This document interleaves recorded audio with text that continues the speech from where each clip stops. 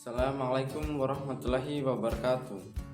Perkenalkan, nama saya Aldi dengan nomor standbook D1A1200070 dari Fakultas Pertanian Prodi Agribisnis kelas A. Baik, di sini saya akan mencoba menjelaskan tugas ketiga saya, yaitu tentang 9 mazhab manajemen menurut GR Terry. Yang pertama yaitu mazhab manajemen berdasarkan kebiasaan. Mazhab manajemen berdasarkan kebiasaan yaitu memimpin, mengatur, mengambil keputusan, pemecah penyelesaian masalah, dan lain sebagainya. Hanya didasarkan atas kebiasaan yang telah dilakukan oleh pihak-pihak lain, sehingga tidak menimbulkan kreasi-kreasi baru dan menghilangkan daya pikir dan kreativitas. 2. Mazhab manajemen ilmiah.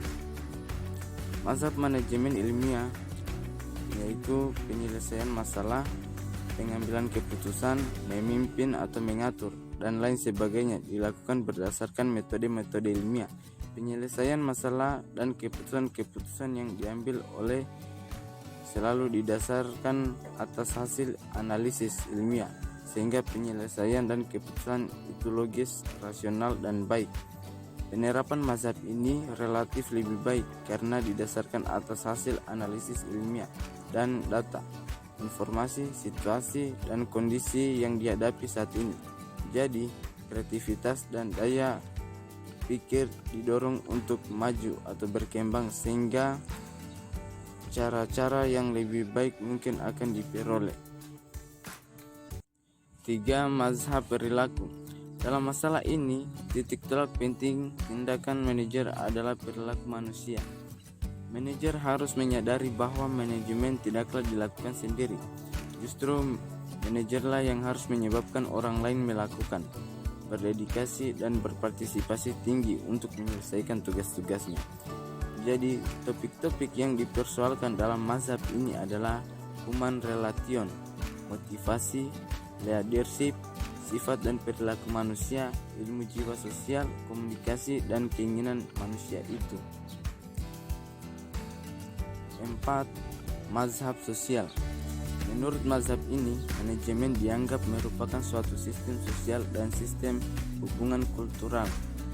Mazhab ini berorientasi pada sosiologi dan mempersoalkan pengidentifikasian berbagai kelompok sosial maupun hubungan-hubungan kulturalnya. Di samping itu, kelompok-kelompok tersebut diintegrasikan dalam sebuah sistem sosial yang lengkap. Dalam mazhab ini dipersoalkan hubungan-hubungan antara organisasi, lingkungan intern dan ekstern, serta kekuatan-kekuatan yang menimbulkan perubahan-perubahan dan penyesuaian-penyesuaian. 5. Mazhab manajemen sistem. Dalam mazhab ini, sistem-sistem merupakan intisarinya untuk memenuhi tuntutan efisiensi dan efektivitas kerja setiap petugas. Diperlukan adanya sistem kerja yang up to date, tepat guna, serta sesuai dengan kondisi tempat. 6. Mazhab manajemen berdasarkan keputusan. Titik berat mazhab ini terletak pada keputusan-keputusan manajerial.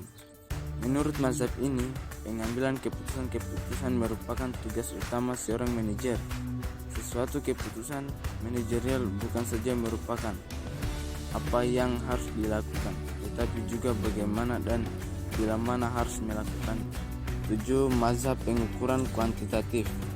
Penganut mazhab ini menyatakan bahwa manajemen adalah sebuah entitas logis yang tindakan-tindakannya dapat dinyatakan dalam bentuk simbol-simbol matematis. Hubungan-hubungan matematis dan data yang dapat diukur mazhab ini juga menyebutkan persoalan pembuatan keputusan.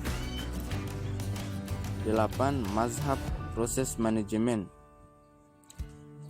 Para penganut mazhab ini menganggap bahwa manajemen merupakan serangkaian aktivitas yang terdiri dan subaktivitas tertentu. Serangkaian aktivitas ini dilakukan dalam fungsi-fungsi manajemen yang merupakan sebuah proses unik, yakni proses manajemen.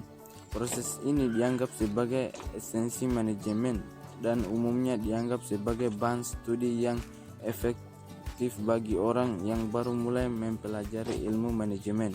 9. Mazhab manajemen menurut keadaan.